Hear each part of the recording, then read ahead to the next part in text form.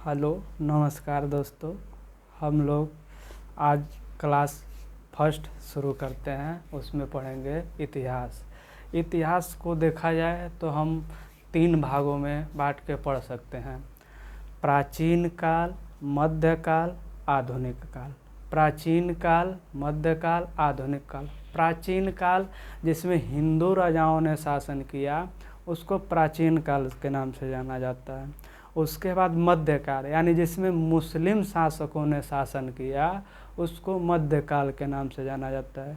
और थर्ड है आधुनिक काल यानी जिसमें अंग्रेज राजाओं ने या अंग्रेज गवर्नरों ने भारत पे शासन किया या अंग्रेज के नियंत्रण में भारत पे शासन हुआ, उसको हम जानते हैं आधुनिक काल के नाम से। तो हम लोग यहाँ पे सबसे पहले आधुनिक काल को शुरू करते हैं। और आधुनिक काल का स्टार्ट देखा जाए तो 1757 से लेके और 1900 तक के इतिहास को हम लोग पढ़ेंगे, जिसमें आधुनिक काल को मुख्यतः अपने सुविधा के अनुसार 4 भागों में बांट कर पढ़ा जाएगा। यानी 18वीं शताब्दी का इतिहास, फिर उसके बाद पढ़ेंगे उपनिवेशवाद, फिर उसके बाद पढ़ेंगे राष्ट्रवाद, फिर उसके बाद स्वतंत्रता के उपरांत भारत। यानी आधुनिक काल को हम लोग मुख्यतः 4 भागों में बांट कर पढ़ेंगे। 18वीं शताब्दी का इतिहास, उपनिवेशवाद, राष्ट्रवाद और स्वतंत्रता के उपरांत भारत। तो हम सबसे पहले देखा जाए तो 18वीं शताब्दी के इतिहास को भी हम 2 भागों में बांट कर पढ़ेंगे। 18वीं शताब्दी के पूर्वार्ध का काल और 18वीं शताब्दी के उत्तरार्ध का काल। ठीक, तो उसमें सबसे पहला है कि 18वीं शताब्दी के पूर्वार्ध का काल। पूर्वार्ध मतलब होता है 18वीं शताब्दी के पूर्वार्ध का मतलब कि 1701 से लेकर और 1750 तक के काल को 18वीं शताब्दी के पूर्वार्ध का काल मानते हैं। और 18वीं शताब्दी के उत्तरार्ध का काल का मतलब कि 1751 से लेके और 1800 ईस्वी के काल को 18वीं शताब्दी के उत्तरार्ध का काल मानते हैं। तो उसमें सबसे पहले हम लोग पढ़ेंगे 18वीं शताब्दी के पूर्वार्ध का काल। लेकिन 18वीं शताब्दी के पूर्वार्ध को काल को पढ़ने से पहले हमको ये जानना जरूरी है कि उससे पहले जो मुग़ल साम्राज्य था, यानी जो मुग़ल थे वो शासन कर रहे थे, तो मुग़लों का जब पतन हुआ तो पतन कैसे हुआ, और वो जब पतन हो गया तो वहाँ पे क्षेत्रीय राज्यों का विघटन कैसे हुआ।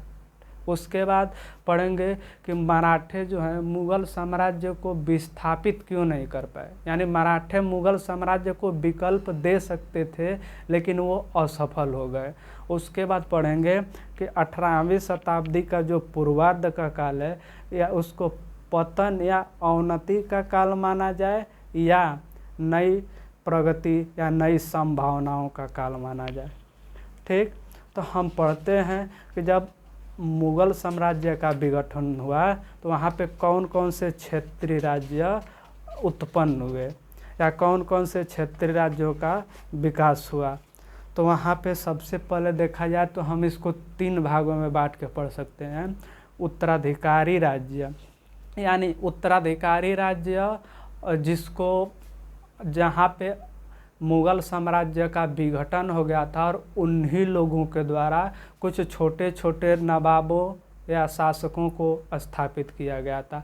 उसके बाद दूसरा हो गया विद्रोही राज्य, यानी वैसे राज्य जो मुग़ल साम्राज्य की कमज़ोर स्थिति का फ़ायदा उठाकर अपने को स्वतंत्र कर लिए, उनको कहा जाएगा विद्रोही राज्य। और थर्ड में पढ़ेंगे कि मुग़ल साम्राज्य के परिधि के बाहर का राज्य, यानी वैसे राज्य जो मुग़ल साम्राज्य की सीमा से बाहर थे। ठीक, तो उत्तराधिकारी राज्य में पढ़ेंगे बंगाल के बारे में, अवध के बारे में, हैदराबाद के बारे में।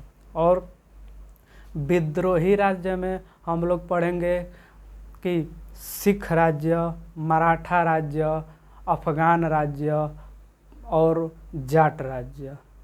और जो मुग़ल साम्राज्य के सीमा के बाहर के राज्य थे वो थे त्रावणकोट, कालीकट और मैसूर जैसे। ठीक, तो वहाँ पे अब हम लोग शुरू करते हैं कि उत्तराधिकारी राज्य के बारे में। कि उत्तराधिकारी राज्य, इन राज्यों के जो संस्थापक थे वो क्या थे? पुराने मुगल अधिकारी थे, यानी पुराने मुगल अधिकारी थे। तो उत्तराधिकारी राज्य, अब इसमें पढ़ेंगे सबसे पहले कि अवध के बारे में, सबसे पहले बंगाल के बारे में। ठीक, तो बंगाल की स्थापना मुर्शिद कुली खां ने की थी। मुर्शिद कुली खां जो क्या था, पहले बंगाल का ये सूबेदार था, लेकिन जब 1707 में औरंगजेब की मृत्यु हो जाती है तो मुगल साम्राज्य की कमज़ोर स्थिति का फ़ायदा उठाकर इसने क्या कर लिया, दीवान और सूबेदार दोनों का पद ग्रहण कर लिया। और उसके बाद इसने क्या कर लिया, अपने को वहाँ का बंगाल का नवाब घोषित कर लिया। ठीक, उसके बाद जब 1727 तक इसने शासन किया, इसकी मृत्यु हो जाती है, तो इसके स्थान पर इसका उत्तराधिकारी जो शासक है वो हुआ शुजाउद्दीन। फिर शुजाउद्दीन 1727 से लेकर 1739 तक शासक रहा। उसके बाद उसकी 1739 में मृत्यु हो जाती है। फिर शुजाउद्दीन के बाद अगला जो उत्तराधिकारी शासक बनता है वो है सरफराज खां।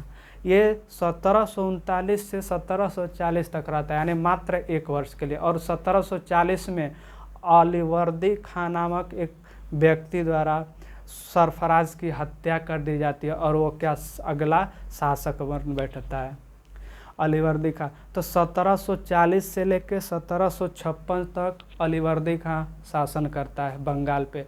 उसके बाद उसका पुत्र सिराजुद्दौला आता है 1756 में। उसी के शासनकाल में प्लासी का युद्ध शुरू हो जाता है। ठीक, तो ये था मोटा मोटी बंगाल राज्य का जानकारी। उसके बाद पढ़ेंगे अवध राज्य। तो अवध का स्थापना सआदत खां ने किया था 1722 ईस्वी में। इसे 1722 ईस्वी में इसने स्वतंत्र व्यवहारिक रूप बना दिया। 1739 में उसकी मृत्यु के पश्चात उसका उत्तराधिकारी सफदर जंग बना 1739 में, और उसे क्या नवाब वजीर का पद दिया गया। सफदर जंग उत्तराधिकारी सिराजुद्दौला हुआ, जिसने बक्सर के युद्ध में हिस्सा लिया था। सफदर जंग के बाद जो उत्तराधिकारी हुआ वो हुआ शुजाउद्दौला, जिसने क्या हुआ, बक्सर के युद्ध में हिस्सा लिया था।